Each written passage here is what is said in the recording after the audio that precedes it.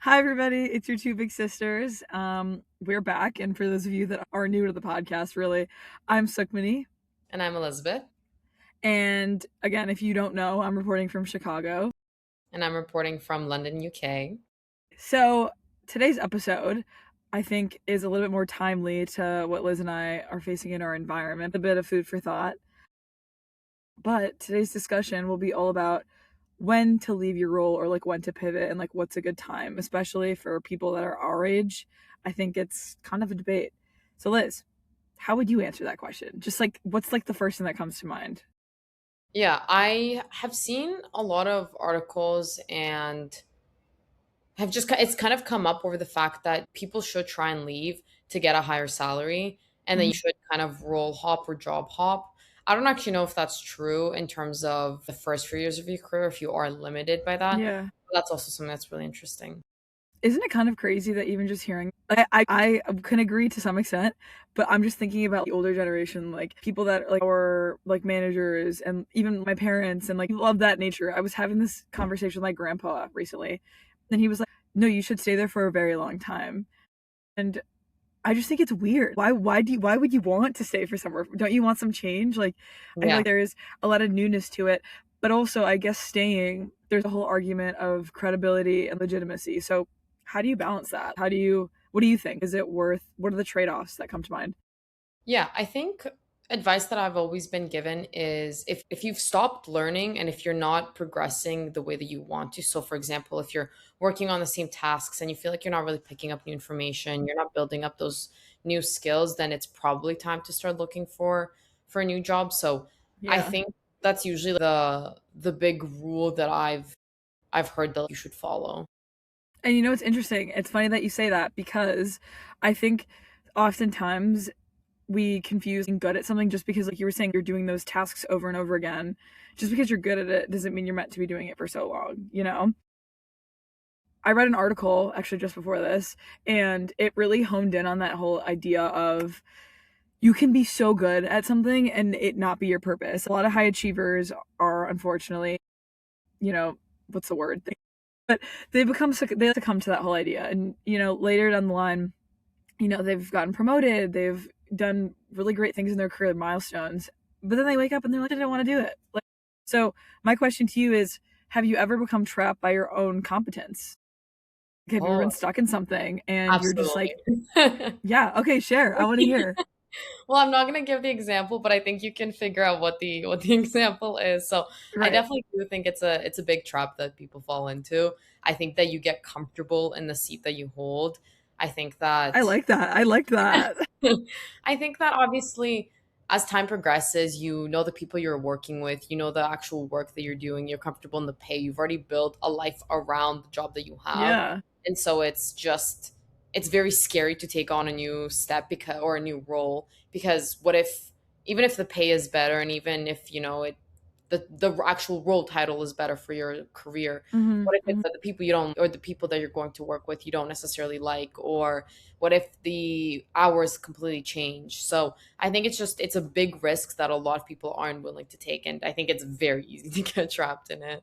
I was gonna say, and it's kind of interesting just hearing off of that. There are some things about your environment that you clearly don't love, and I mean, I'm not saying you or me in particular, but it's you're tasked with such a decision to either continue with things that there's mediocrity to it, or there's something wonderful out there, but it's you're not willing to take that jump.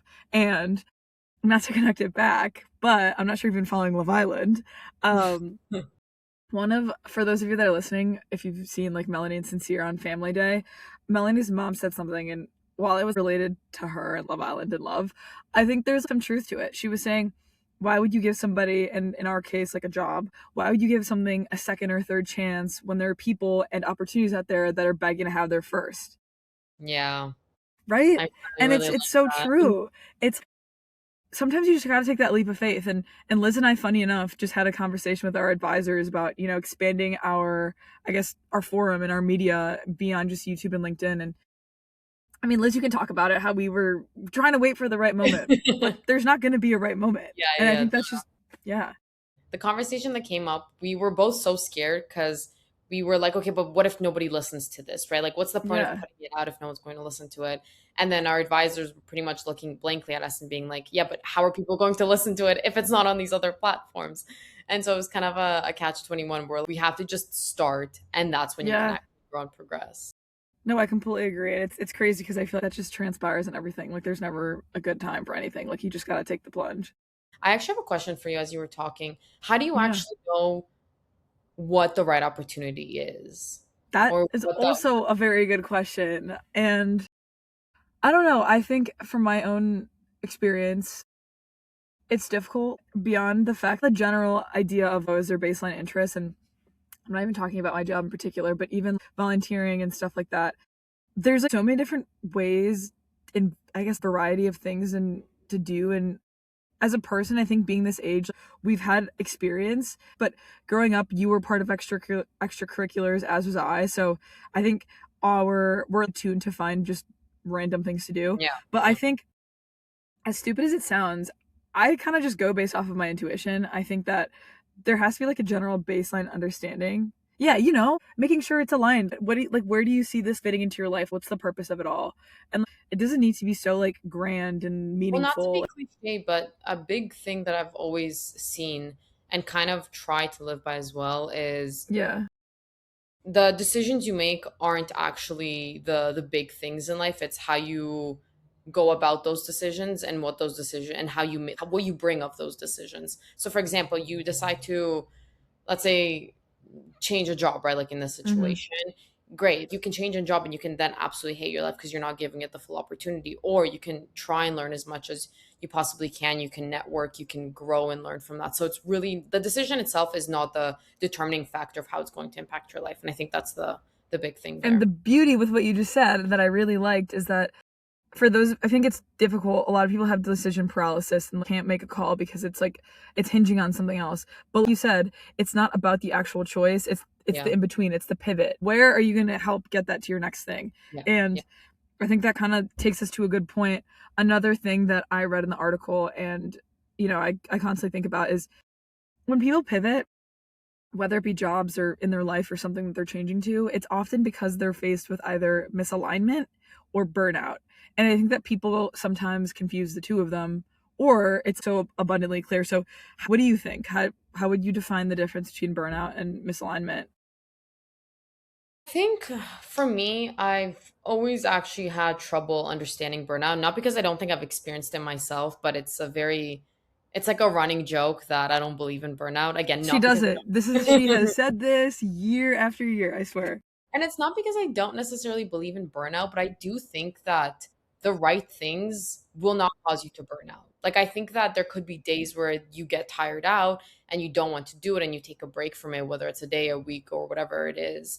But you can always come back to and you can always find and you can always look at it in a new light. I don't think that the right things will cause you to burn out. I like that answer only because the article said something similar.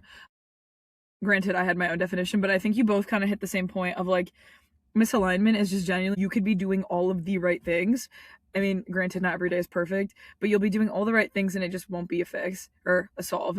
And burnout being, like you just don't have an environment that's supportive regardless. So I think it's interesting because oftentimes, and again, like I haven't been working very long, but I know that you and I talk about this all the time. Sometimes people just slap a vacation on as a Yeah. fix, but like, if the vacation is meant to solve the burnout, Yeah. it's a case of misalignment. You're not going to get anywhere. You're just slapping a band-aid on exhaustion, and then you're going to come back and face that inconsistency and instability. So I've never thought about that way. That's actually a really, really good way to look at it because there's been so many situations where I'm like, okay, like I just need to get to this next vacation or I just need to get to right, this yeah, and then I'm fine and then everything will fix itself. And then that vacation happens and then I come back and it's the exact and you're same like your life like nothing changed. Yeah, change. And it's even worse because now I saw what like life theoretically could be without that, whatever it was. So a hundred it's like percent. a temporary band-aid. It's Yeah. like you rip it back off, and then you're like, oh great, so nothing Yeah.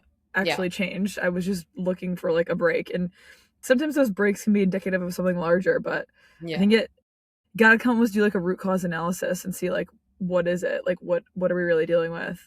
Yeah. What's the advice that you would give to maybe your younger self when you were in those situations where you wanted to pivot, or you had the idea of you that you wanted to pivot, but you didn't Mhm. necessarily know how to, The or what? biggest example that I can think of, which you would know, is probably when I pivoted from econ to public health, and I think that I kind of for the wrong reasons to another point is I was doing it obviously for myself or staying within econ, but it was more so for my parents and what I thought was good. And not to say that my parents put that pressure on me, but I don't know, it just like sounded like the right thing to do. I enjoyed those classes in high school, but it just largely wasn't my thing. And like all the people around me knew it. Even my parents were like, why don't you just change? Similar to what you were saying about like the whole risk reward, like what are we doing here? I was scared to jump. Like I was fully afraid. If I do this, I mean, I still wanted to do, I guess for the most part, the same thing. And I was like, well, I'm not gonna be able to get a job. Just like I feel like my parents are gonna be disappointed in me, even though they hadn't ever expressed that. It was largely a pressure I was carrying on myself for no apparent reason. And if I could go back to that point and be like, you're completely fine. This is just a misalignment. I think that first of all, I wouldn't listen. I know me. I don't think I would listen. But I think that everything happens for a reason. Take that step in terms of being like, okay, today I or was whatever. scared. I was scared. I so what helped me take that step was just actually planning it out. I think that when I felt those feelings in my head, I had never actually taken the steps to like doing it because I didn't think it was going to seriously happen or I would consider it legitimately. But I think that happens to me a lot. I don't know about you. I feel like if I'm thinking about something, I need to put it to pen and paper and like be like, hey, what next? Like, Yeah. let's do this. So, yeah. No, I'm the same way. When there's a decision in front of me, I'm actually the type of person who just wants to make the decision. And sometimes there are situations where I'll go back and forth, but a lot of the times I'm like, okay, let's just get this over with. Let's not dwell on things. So I very much agree with that. So, to your point, I also in the article that was really interesting was that a lot of people like pursue, I mean, even in my case, a lot of people pursue chasing a version of success that was never really theirs and they didn't really define it. So, to you, I'm asking you, and I guess whoever's listening, how many people are pursuing goals that they had inherited either from their friends, society, their parents, or their surroundings?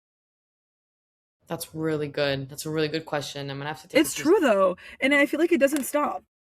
100%. I think there's so, and I don't think that it's necessarily even those big altering life paths that we decide for ourselves. It could be much smaller things in life that we don't even realize we're picking up from other people that don't Yeah. necessarily align with who we are. So I 100%, even from the media that we consume to the way we spend our money to the way we interact with others, I think all of that can be picked up from others. But I think kind of tying it back to what we were talking about, I definitely think I was there at some point. Hmm. I obviously, for those that know, I was extremely involved in the student union in university, Yeah. and kind of growing up, I was involved in debate clubs and all these things, and so the natural path always felt like it was going to be politics or policy or some sort of work like that. And Yeah. then, or like going into law, like potentially going to law school. And then I had completely changed my mindset. And I don't even realize when it happened, but I had realized that it was more so because of everything that I was consuming all at the same time. And it Hmm. wasn't necessarily the path that I wanted for myself. But again, And I I think think, yeah. it's hard to I pinpoint sorry, what continue. happened though. No, no, you're good.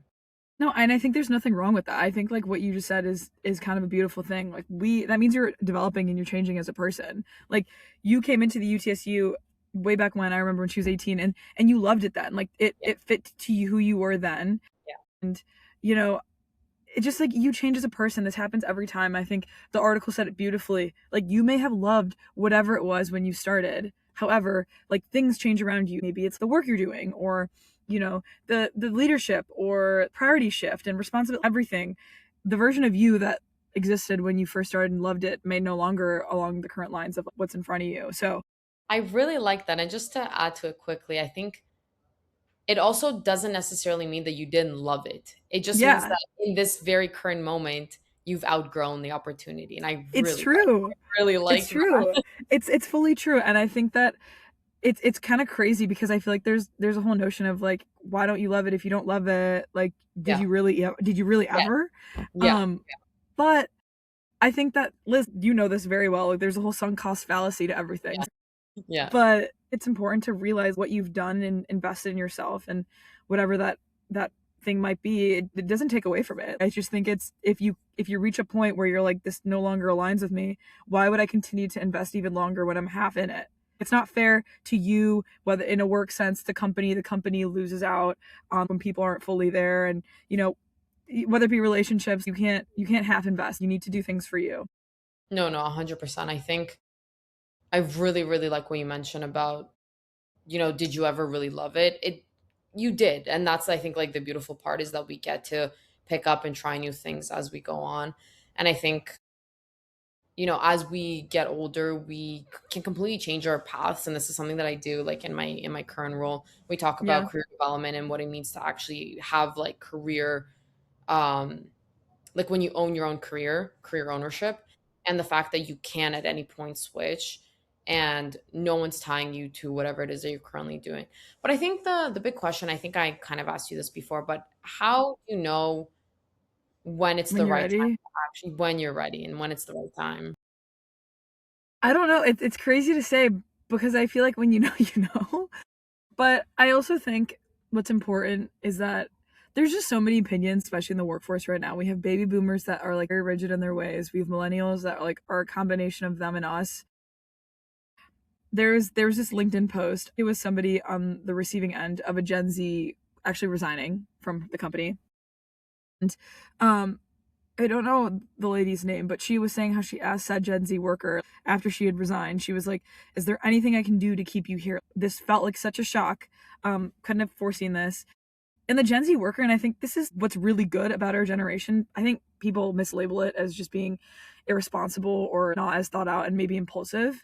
But I just think we're deeply aware. The Gen Z worker had responded back and was like, you know, if I showed up to work one day and you guys were planning on laying me off or firing me, I would have zero indication. So why do Yeah. I have to give you the same level of respect on that? She's like, I love it here, but to be super transparent, we're all meant to be working towards something. If there's not salary increase, which is completely fine, if I'm being honest, I cannot buy a house or achieve any of my long-term goals on this salary.